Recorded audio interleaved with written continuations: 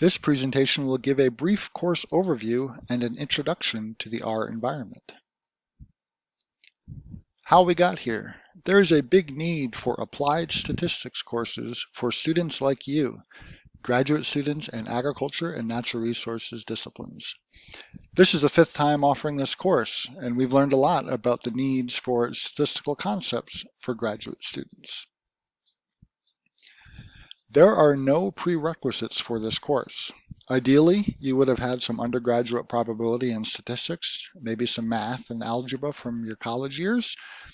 This course is really going to be well served for graduate students interested in getting the statistics that they need to conduct their research projects.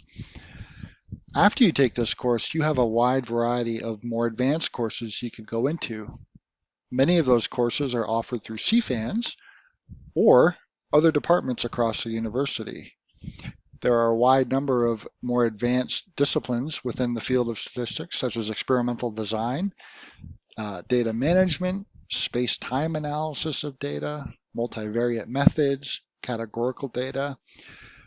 The more advanced classes that you choose to enroll in will really depend on what you're interested in learning about, and maybe especially for those of you doing research projects, what kinds of tools you'll need to do good research.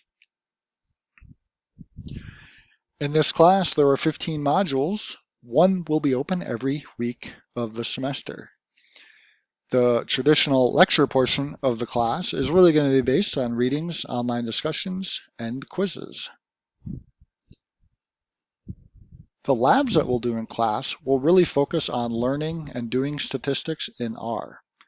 So we'll transition from learning R, introducing ourselves to R and RStudio, all the way to doing much more complex analyses in R, such as analysis of variance and multiple comparisons across different groups of data. And so that's a quick nutshell of the kinds of things that we'll be learning about in the class.